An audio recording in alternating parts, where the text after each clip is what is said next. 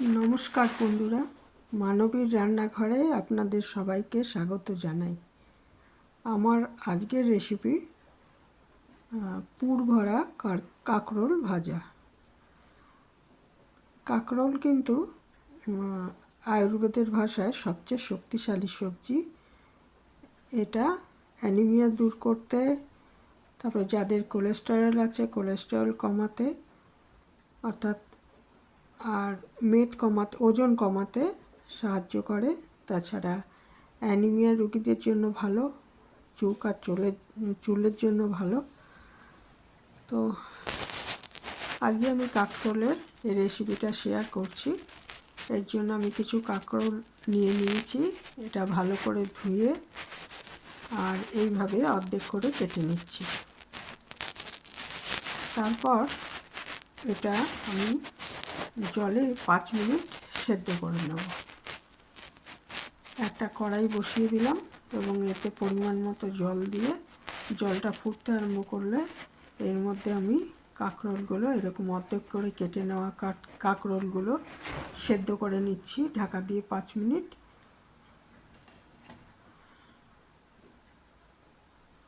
5 minute পর এটা নিজে থেকে ঠান্ডা হতে দিয়েছি। ঠান্ডা হয়ে যাওয়ার পর এই দেখুন 5 মিনিট পরে এটা যেরকম সেদ্ধ হবে আর কি 5-6 মিনিটে। তো এটা তারপরে আমি ভালোই সেদ্ধ হয়ে গেছিলো। তারপরে এটাকে ঠান্ডা হতে দিয়েছি, দিয়ে এর ভেতরের যে অংশটা বীজ সহ সেটা একটা চামচের সাহায্যে আমি বার করে নিয়েছি। বাইরের অংশটা থাকলো, ওই ভেতরের শাঁস এবং বীজের অংশটা এইভাবে চামচের সাহায্যে আমি বার করে নিচ্ছি।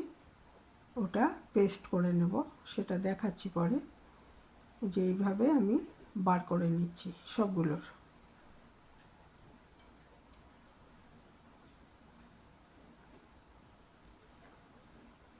আর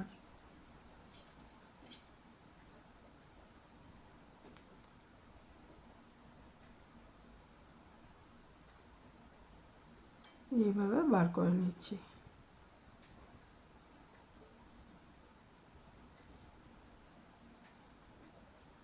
বলা হয় যে যাদের ঘুমের সমস্যা আছে তাদের জন্য এই সবজিটা খুব ভালো, বা ক্যান্সারের কোষগুলোকে নষ্ট করতেও এই সবজি সাহায্য করে। তো অত্যন্ত উপকারী সবজি। আয়ুর্বেদের ভাষায় এটাকে সবচেয়ে শক্তিশালী সবজি বলা হয়েছে। তো অনেক রকমভাবেই খাওয়া যায়, তো এইভাবে আজকে আমি দেখাচ্ছি। এইটা খুবই ভালো লাগে খেতে। যে ভেতরের অংশটা, বীজসহ ভেতরের অংশটা একটা গ্রাইন্ডারে নিয়েছি। নিলাম 3টে কাঁচা লঙ্কা আর পরিমাণ মতো নুন নিয়ে নিচ্ছি, আর একটু হলুদ নিয়েছি। আর এর মধ্যে আমার যেহেতু অনেকগুলো কাঁকরোল, সেই জন্য আমি প্রায় একটা নারকেলের অর্ধেকের থেকে একটু কম আর কি, সেটা কুড়িয়ে নিয়ে নিয়েছি। এটা এর মধ্যে দিয়ে দিচ্ছি। আর দেব কালো সর্ষে পরিমাণ মতো।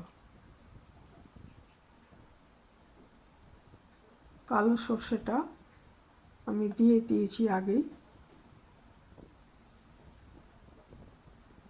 দিয়ে এটাকে পেস্ট করে নিচ্ছি। আর একটা জায়গায় আমি 2 বড় চামচ সুজি নিয়েছি, আর এটার যতটা সুজি নিয়েছি তার ডবল বেসন নিয়ে নিচ্ছি, ছোলার বেসন নিয়ে নিয়েছি। নিলাম নুন, একটু হলুদ, একটু লঙ্কা গুঁড়ো,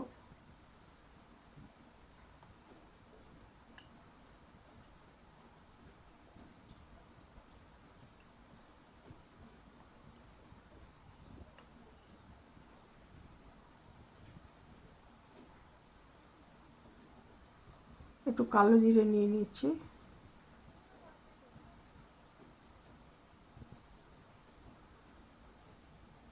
আর একটু নিচ্ছি আমি বেকিং সোডা, 1 চামচ, চা চামচের 4 ভাগের 1 ভাগ বেকিং সোডা নিয়েছি। দিয়ে এটাকে ভালো মতো ব্যাটারটা তৈরি করে রাখছি।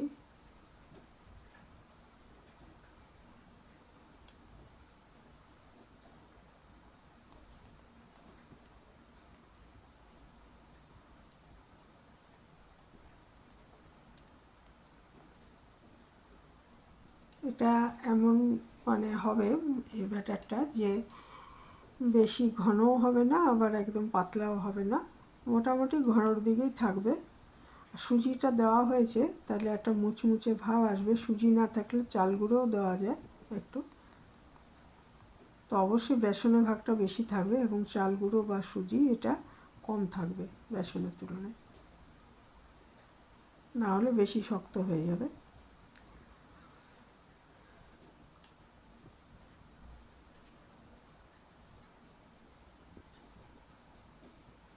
যে এরকম হচ্ছে, এটা আমি রেখে দিচ্ছি একটুখানি, তাহলে সুজিটা ফুলে উঠে আর একটু ঘন হয়ে যাবে। আর এখানে দেখুন ওই পেস্টটা, এর মধ্যে আছে সর্ষে 2 চামচ সর্ষে, তারপরে হচ্ছে নারকেল কোড়া, কাঁচা লঙ্কা, নুন, হলুদ, এটার পেস্ট। সর্ষে সেদ্ধ কাঁকরোলের ভেতরের অংশটা বীজসহ 2 চামচ মতো সর্ষে, অনেক মানে অনেকটাই নারকেল কোড়া আর নুন, হলুদ এইটা রয়েছে। কেউ কেউ এর মধ্যে একটু মিষ্টিও দেন, তবে আমি মিষ্টি দিইনি, মিষ্টি না দিয়েই কিন্তু খেতে ভালো হয়েছিল খুব। এইভাবে ভেতরে দেখুন আমি এটা মিশ্রণটা দিয়ে দিচ্ছি, সবগুলো এইভাবে ভরে নিয়েছি।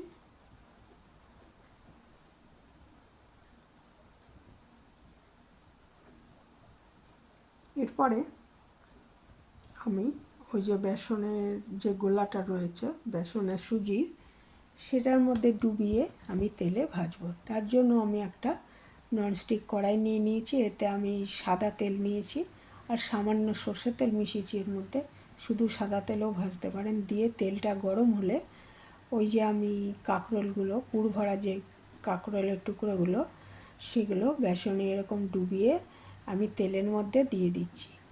তেলে দেওয়ার সময় আমি দুরকমভাবে ভেজেই দেখেছি, কিন্তু ওই যে পুরের দিকটা মানে পুর ভর্তি করা রয়েছে যেটা, সেই দিকটা নিচে প্রথমে দিলে ভালো হবে। ভাজার সময় পুর ভর্তি অংশটা বেসনে ডুবিয়ে সেইটা যদি তলার দিকে দেওয়া হয় তাহলে কিন্তু ভালো হবে। একটু পরে এটাকে উল্টে দিতে হবে,